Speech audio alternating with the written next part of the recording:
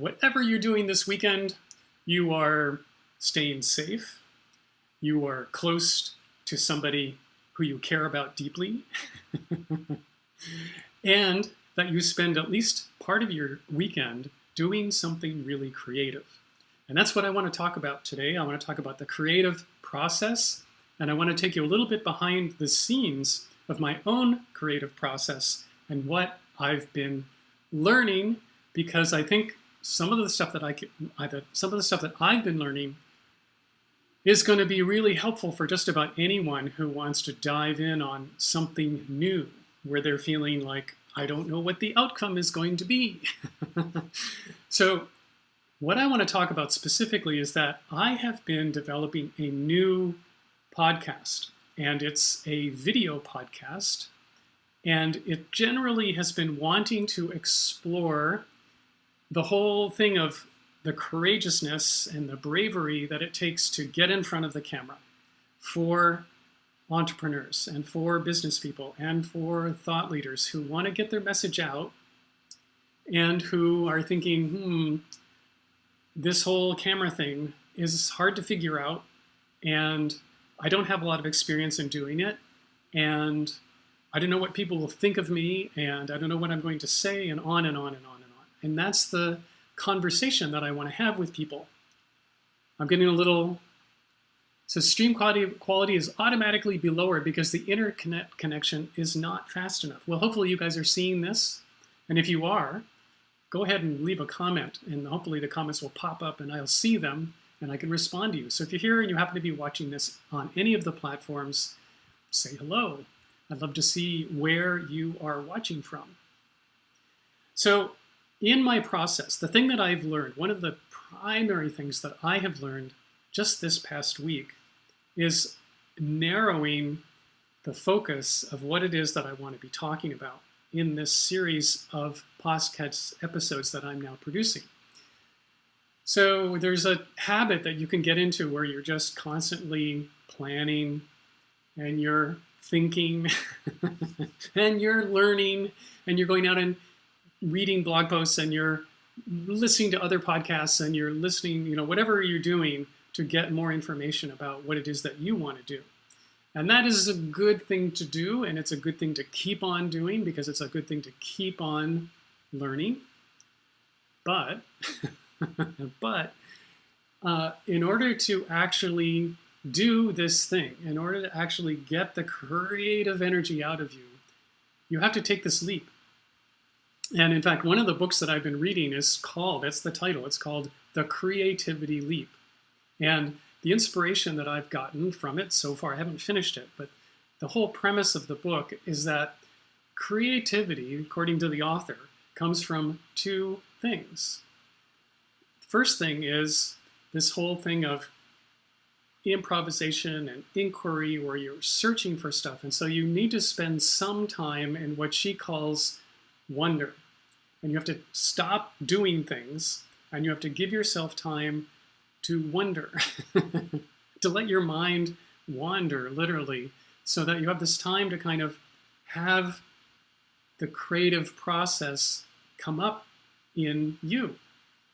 And so that's one piece. And we all know, I know several people who are super creative, and they're actually really good at this. They're really good at letting their minds wander.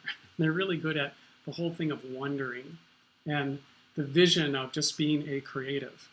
But the other side, the other half, is what she calls rigor, which means that you have to actually do the work. You have to actually be doing things. You have to toggle back and forth between wonder and rigor.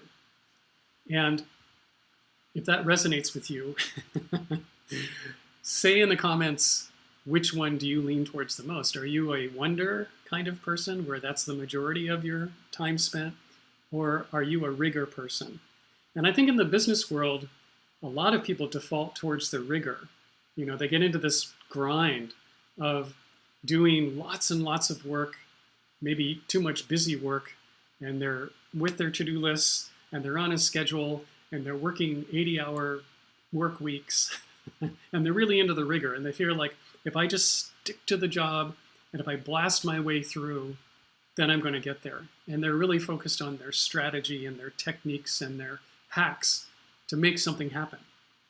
And you can make progress this way, but if you're not allowing yourself time to get into the wonder mode, you're going to lose the whole creative thing. You're going to be losing your motivation. You're going to be losing the part of your work that has meaning for you. You're going to be losing, why am I even doing this? Like, is this actually serving my own creative juices? Am I doing something that I actually really enjoy doing simply because of the creativity involved? So this is the balance. And this is why I think this new book that I'm reading is so great. It's got this really nice perspective on the creative process that I hadn't really seen so well defined before. So make a note of that. It's called The Creativity Leap, and go check it out. I've actually been listening to it on Audible, and it's a short read, so it's not going to take a whole bunch of your time. And so you can take a little bit of time to check this book out. So that's one thing that's come up in this last week around, okay, so I want to balance the creative part with the rigor. And what I decided was that, well, I need to jump in more on the rigor part. Like, I need to actually start my podcast. So in the last week, I interviewed 2 people. And my very first interview was with this really, really creative woman by the name of Chala Dinkoy, who lives up in Toronto, in Ontario. And her thing is that she coaches people on their elevator pitch. And she helps them position, or rather reposition themselves, so that they're going after a smaller, more narrow niche, and will really stand out by serving that smaller, more narrow niche really well in the way that really resonates with them. And I really liked her process. I actually heard her on another podcast, John Lee Dumas's podcast, Entrepreneurs on Fire. And in that podcast episode, she coached John Lee Dumas on his elevator pitch. And so I thought, I'll have her on my podcast and I'll get her to coach me. So this is what we did as part of the first episode. And that new episode is going to be dropping very soon, sometime next week. So you can stay tuned for that. And this is Face the Camera podcast is coming out, and it's coming out next week. And I'm going to do it as a live premiere. So stay tuned for that. And if you're interested in making sure you don't miss it, just write podcast in the comments, and I'll make sure that you get a link to where you can go to this premiere, which I'll have scheduled.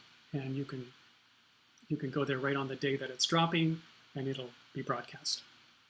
So anyway, Chala and I got together, and she started helping me with my own elevator pitch.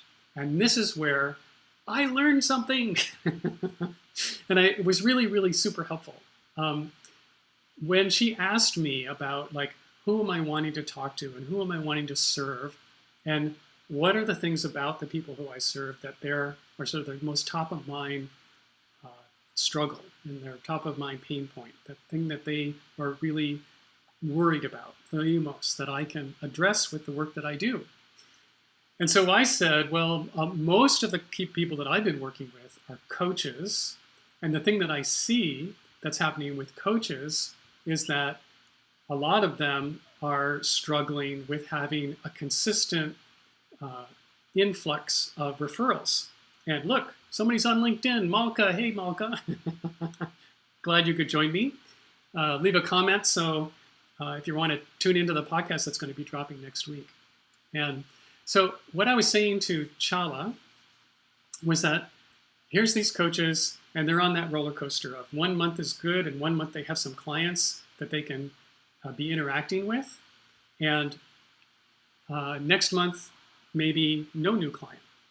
And this is sort of typical of the client, especially the relatively new coach experience. It's like they have a month where they're busy and then another month where they're not so busy, and they go back and forth between these two things. And they're always thinking, oh my gosh, like do I really have a business? Do I really have enough people here to make this go? And how do I get to a place where I have a constant stream and I can reliably have work, reliably have work from 1 month to the next, to the next, to the next.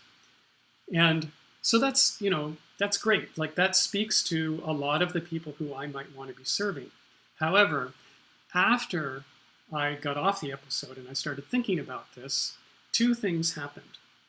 One was in my search for new people to have on my podcast, I'm always looking for new folks to invite and interesting people doing interesting things. I came across this blog post, and I'm going to share my screen right here to give you an idea of what I found. So this is what I do. This is behind the scenes. You guys are now seeing what my screen looks like when I'm broadcasting, and I'm using this tool called Ecamm. And so here's the blog post I found. Ta-da! Put this up here like this. Whoops. Oh, interesting. This is not doing what I want it to.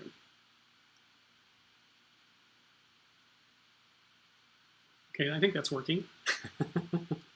All right, so I came across this guy. His name is Alex Pang, and he's an author and he's a speaker, and he's got two books.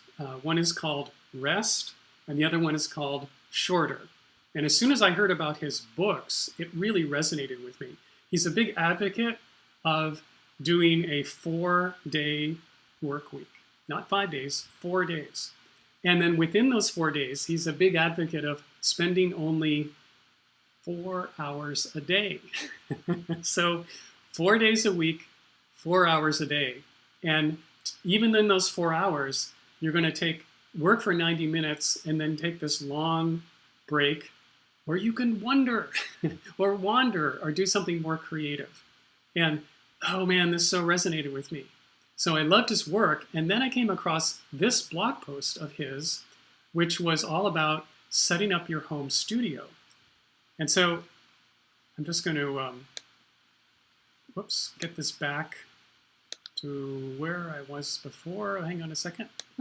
Bring this back here, and then bring my mouth back to me. All right, so I saw this blog post, and he was talking about, in the blog post, his journey from being a full-time person who speaks like all over the place and does consulting in person and does actual workshops in person with people. And ever since the spring, he wasn't able to do that. And not only that, but his latest book, the latest book that is called Shorter, was just coming out in April. And he had a whole book tour plan where he was going to go around and do book readings and that kind of thing that many authors do in person. And of course, all those things weren't going to happen. And so he realized, well, if I want to continue to be a thought leader, I am going to need to do something else. And so, and if I'm going to do something else, it's probably going to be virtual. And if I'm going to do virtual, I'm going to need to look good while I'm doing it. And so he wrote this blog post about how he went about setting up his own home studio.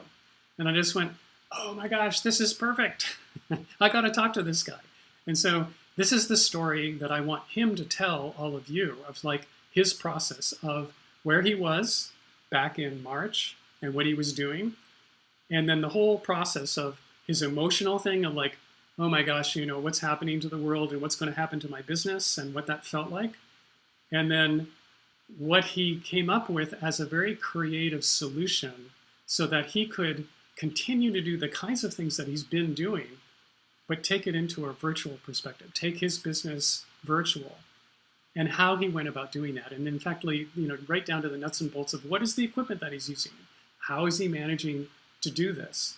So the light bulb that went off was, well, first of all, he's going to be a great guest, and I've already reached out to him. Hopefully he's going to be on really soon, and you'll be able to enjoy his story. And of course, we'll also be able to talk about his whole vision of working less and doing more and being more productive, which I'm super interested in learning about and following myself.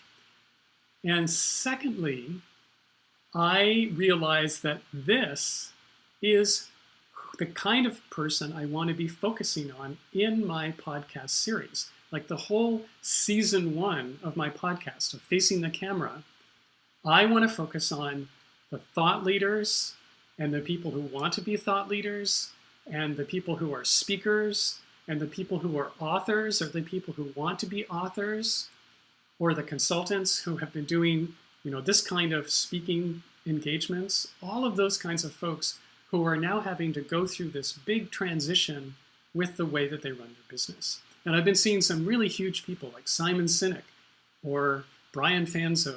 These people are going through the exact same transition. And I want to tell their story. I want them to tell you their story. And I want you to see the creative solutions that they're coming up with. So this is going to be the path that I'm on. I'm really excited about it. And I'm hoping that you will be just as excited as I am. I'm going to take a little sip of tea here. Big tip for when you're live broadcasting, live streaming, bring along with you tea and honey. It's so good.